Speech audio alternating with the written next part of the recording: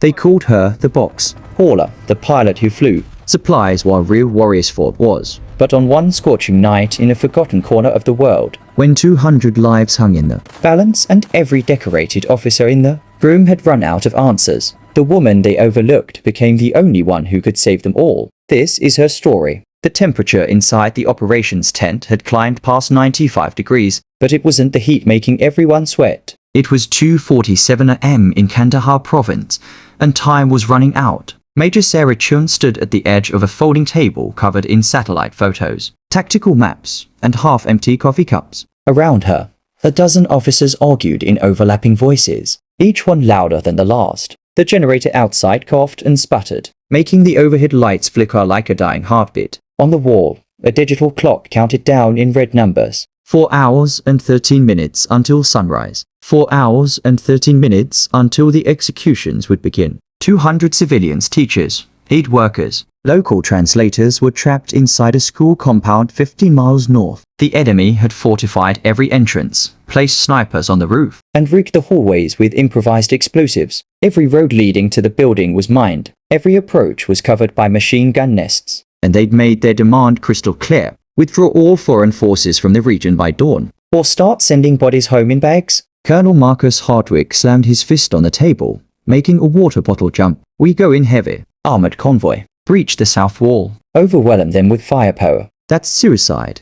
Captain Rodriguez shot back, jabbing his finger at the map. You see these choke points? We'd lose half our guys before we even reach the perimeter. And the hostages would be the first casualties. So, what's your plan? Hardwick growled. Sit here and wait for them to start executing people on camera. I'm saying we need time to. We don't have time. Sarah watched it all unfold with growing dread. She'd been in the army for 12 years, seen combat in 3 different countries, and 2 Bronze Stars and a chest full of commendations. But tonight, surrounded by some of the most experienced military minds in the theater, she felt utterly helpless. Nobody had an answer. Every plan had fatal flaws. Every option led to catastrophe. That's when she noticed the woman standing in the corner. At first glance, there was nothing remarkable about her. Mid-30s, average height, with dark hair pulled back in a simple ponytail. Her flight suit was stained with hydraulic fluid and desert dust. She held a helmet tucked under one arm, and her name tape read Morrison, Captain Jamie Morrison. Call sign: Ghost.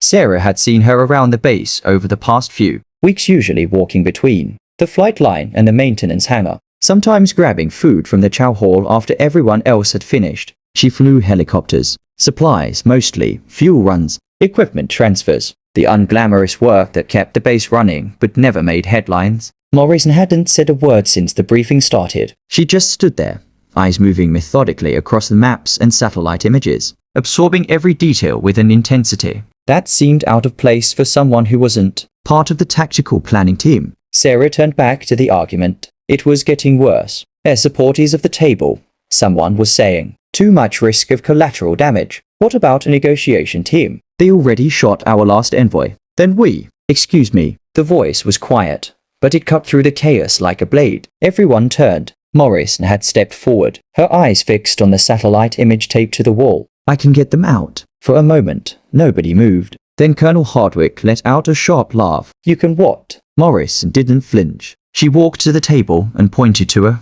section of the map showing the terrain. North of the school compound, there's a clearing here, about 400 meters from the building. It's small, barely big enough for one bird, but it's shielded by these hills on 3 sides. The enemy has focused all their defenses on the roads. They're not watching the air corridors from this approach angle. She traced a flight path with her finger. I can come in low, under radar. Fast rope insertion for a tactical team. They breach from the roof while I provide cover and extract. In and out before the enemy even realizes what's happening. The silence that followed was thick with disbelief. Then someone snorted. This from the cargo pilot. A few officers exchanged glances. One of them, a lieutenant Sarah didn't recognize, muttered just loud enough to hear. Shouldn't you be delivering MI somewhere? Morrison's jaw tightened, but she didn't respond. Colonel Hardwick waved her off like she was a waitress who'd interrupted a business meeting. We appreciate the input, Captain, but this requires actual combat experience. Maybe stick to what you know.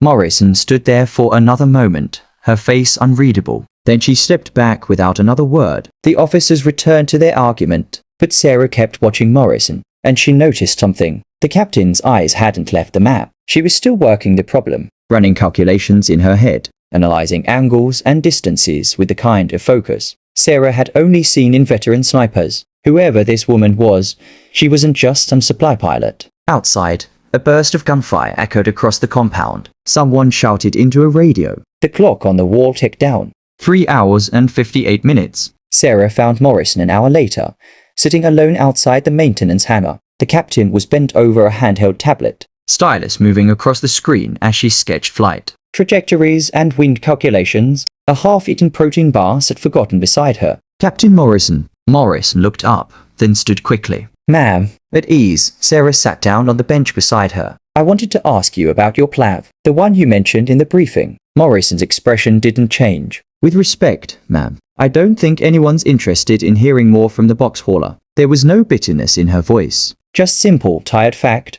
Sarah studied her for a moment. That lieutenant who made the crack about MIs. I'm going to have a word with him. That was out of line. Don't bother. Morris looked back at her tablet. I'm used to it. How long have you been flying? 14 years. 6 combat deployments. And they've had you running supplies the whole time. Morrison smiled faintly. Not the whole time. Something in the way she said it made Sarah lean forward. What did you fly before this? For a long moment, Morrison didn't answer. Then she reached into her pocket and pulled out a worn military ID card. She handed it to Sarah without a word. The photo showed a younger Morrison, same intense eyes, but the details printed beside it made Sarah's breath catch. 160th Special Operations Aviation Regiment. The Night Stalkers. Sarah looked up sharply. You flew with SAW? Morrison nodded once. For how long? 8 years. I was with the 1st Battalion. Flew MH-60S on direct action missions. Hostage rescue. Personnel recovery. High-value target operations. Sarah's mind raced. The 160th SAW was the most elite helicopter unit in the US military.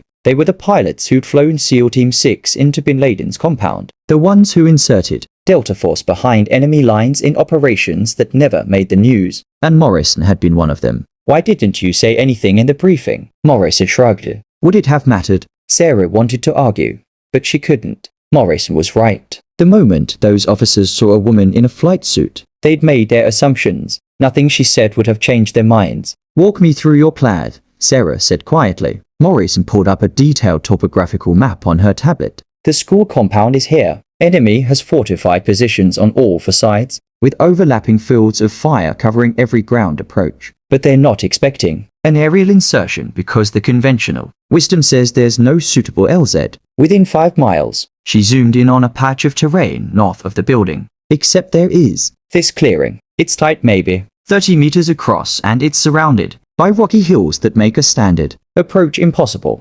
But if you come in from the northeast at a 45-degree angle, using the terrain to mask your approach, you can drop in fast and low before anyone realizes you're there. Sarah examined the map. Morrison was right. The clearing was there, but it was also absurdly small and surrounded by obstacles that would make any normal pilot refuse to attempt a landing. That's a hell of a difficult insertion, Sarah said carefully. Yes, ma'am. One mistake, and you're flying into a hillside. Yes, ma'am. You've done this before. Morris met her eyes. 3 times. Twice in Iraq, once in Syria. All successful extractions. Sarah believed her. What do you need? Morrison glanced toward the operations tent, where the argument was still raging. Permission would be nice, but I'll settle for not getting court-martialed afterward. Sarah made her decision. Give me 20 minutes. Don't go anywhere. 15 minutes later, Sarah walked back into the operations tent. The argument had devolved into shouting. Colonel Hardwick was red-faced. Captain Rodriguez looked ready to throw a punch. Nobody was listening to anyone. Sarah walked straight to the center of the room and raised her voice. I have a solution. The room fell silent. Hardwick turned irritated. Major Chern, unless you've got a battalion of Marines hidden somewhere. I've got something better. A pilot who's actually done this exact type of mission before. She had their attention now. Captain Jamie Morrison, call sign Ghost. 8 years with the 160th. She's flown direct action missions in hostile territory. That make this look like a training exercise. She has a plan, a viable insertion point, and the skills to pull it off. Hardwick's expression shifted from irritation to confusion. Morrison, the supply pilot, former Night Stalker, Sarah corrected. And if you'd bother to ask instead of assuming, you'd already know that. The words landed like a slap. A few officers had the decency to look embarrassed. Why the hell is a Night Stalker flying cargo runs? Someone asked. Sarah had wondered the same thing. She'd cornered Morrison's commanding officer 10 minutes ago and gotten a terse explanation. Medical leave after a crash, followed by a reassignment request. Morrison wanted out of special operations. She'd asked to fly logistics. Nobody knew why. But right now, it didn't matter. She can get those hostages out, Sarah said firmly. But she needs a green light from command. Hardwick stared at her for a long moment. Then he looked at the clock. 3 hours and 11 minutes. Bring her in. Morrison stood in the operations tent, calm and composed while a dozen pairs of eyes studied her like she was a specimen under glass. Walk us through it, Hardwick said. Morrison stepped to the map. Single MH-60, 12-man tactical team. We launch at 0 for 00. Come in low from the northeast using terrain masking to avoid detection. Fast rope insertion at the clearing here. Team breaches the roof, clears the building floor by floor while I provide aerial cover. Once hostages are secured, I extract in groups of 20 until everyone's out. What about enemy air defenses? Rodriguez asked. They have shoulder-fired missiles, but their effective range is limited in this terrain. If I stay below 200 feet and use the hills for cover, I minimize exposure time. And if they spot you anyway? Morrison's expression didn't change. Then I improvise. Someone muttered. That's not a plan. No, Morrison agreed. But it's what happens in combat. You adapt. Hardwick studied her. You really think you can pull this off? Morrison met his gaze without flinching. Yes, sir. Another pause. Then Hardwick nodded. You've got your green light. Wheels up in 90 minutes. At 0357, Morrison climbed into the cockpit of her MH-60 and Black Hawk. The tactical team was already loaded 12 elite operators who'd worked with Night Stalkers before and knew better than to question the pilot's credentials. Morrison ran through her PI flight checks with mechanical precision. Every switch, every gauge, every system exactly where it needed to be. Her CO pilot, a young warrant officer named Peters, glanced over nervously. You really flew with the 160th. I really did. Why'd you leave? Morrison's hands paused on the controls for just a moment. Because I got tired of losing people. She didn't elaborate. Peters didn't push. At exactly 0 for 00, the Black Hawk lifted off into the darkness. They flew without lights. Navigation guided by night vision and GPS.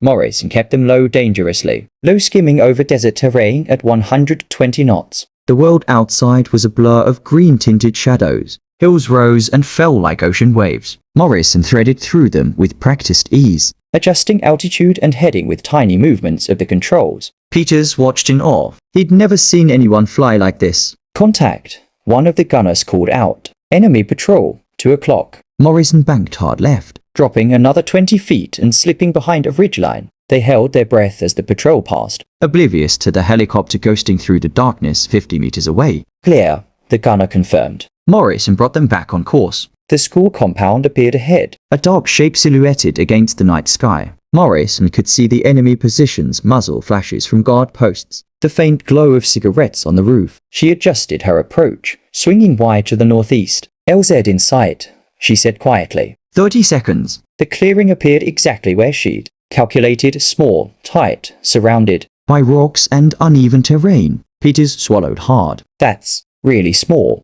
Yep. Morrison didn't slow down. She came in fast and steep, dropping altitude in a controlled dive that made the tactical team grip their harnesses. At the last possible second, she pulled up, flared hard, and brought the Black Hawk to a hover 3 feet above the ground. Go! Go! Go! The ropes deployed. The tactical team dropped in rapid succession, disappearing into the darkness. Then Morrison lifted off again, repositioning to a covering position behind the hills. The breach went like clockwork. The tactical team hit the roof, blew the access door, and poured inside. Suppressed gunfire echoed through the building. Shouted commands. Controlled chaos. Morrison circled at low altitude, watching the compound through her night vision. She could see enemy fighters scrambling, trying to figure out where the attack was coming from. Building secure, the team leader radioed. We've got the hostages. Ready for extract. Copy. Coming in. Morrison swung back toward the clearing. But as she approached, traces lit up the sky. The enemy had figured it out. Rounds pinged of the Black Hawk's armored hull. Warning lights flashed in the cockpit. Taking fire. Peters shouted. Morrison didn't respond. She dropped into the clearing, rotors inches from the rock walls on either side. The first group of hostages ran from the building, stumbling and terrified. The crew chiefs pulled them aboard, shouting reassurances. Morrison held the halver steady as stone, while bullets snapped through the air around them. "Go," she called. She lifted off, banked hard, and raced back to friendly territory with 20 civilians packed into the cabin. Then she turned around and went back. Again, and again, and again. 5 trips total, each one more dangerous than the last as the enemy concentrated their fire, each one requiring Morrison to fly through a storm of bullets and hold a perfect hover while terrified civilians climbed aboard. On the final extract, with the tactical team and the last of the hostages loaded, an RPG screamed past the cockpit, missing by inches. Morrison didn't flinch. She pulled pitch and climbed out, weaving through the hills one last time as the sun began to rise over the desert. Behind them, the school compound erupted, in flames as secondary explosions tore through the enemy positions. All 200 hostages were safe, not a single casualty. When Morris landed back at base, there was no crowd waiting, no cameras, no ceremony, just Major Sarah Chun, standing on the flight line with 2 cups of coffee. Morrison shut down the engines, pulled off her helmet, and climbed out. Her flight suit was soaked with sweat. Her hands were shaking not from fear, but from adrenaline finally wearing off. Sarah handed her the coffee. "Hell of a job, Captain." Morrison took a long drink. "Just doing what needed to be done. You saved 100 lives tonight. The tactical team did most of the work. They couldn't have done it without you." Morrison didn't argue. She just stared out at the sunrise, watching the sky turn from black to deep purple to gold. Sarah studied her. "Can I ask you something?" "Sure. Why do you really leave so?" Morrison was quiet for a long time. Then she spoke, her voice barely above a whisper. "Because I couldn't save everyone, and I got tired of remembering the ones I lost." She turned to face Sarah. "But tonight I got them all out. Every single one. Maybe that doesn't make up for the past, but it's something." Sarah nodded slowly. "It's more than something." They stood together in silence, watching the sunrise over a base that was already returning to normal operations. By tomorrow, most people would forget what happened. The reports would be filed. The hostages would go home. Life would move on. But Sarah would remember. She'd remember the woman they called a box hauler, the pilot they dismissed and underestimated, the silent warrior who stepped up when everyone else had run out of answers. Because courage doesn't always announce itself. Sometimes it sits quietly in the corner, waiting for the moment when it's needed most. And when that moment comes, it doesn't ask for permission. It just acts. Captain Jamie Morrison never sought recognition for what she did that night. She returned to flying supply runs the next day. No medals, no promotions, no headlines, but the people she saved knew, the tactical team knew, and slowly, word spread through the ranks about the ghost who flew through fire, about the silent warrior who proved that true strength doesn't need to shout to be heard. Think about the people in your own life who work without recognition, who serve without seeking credit, who step forward when others step back. They are everywhere, and they are extraordinary. If this story moved you, hit that like button and subscribe to Silent Warriors for more untold stories of quiet heroism. Because the world needs to know that courage comes in many forms, and sometimes, the most powerful warriors are the ones nobody sees coming. Until next time, stay strong, stay silent, and keep fighting the good fight.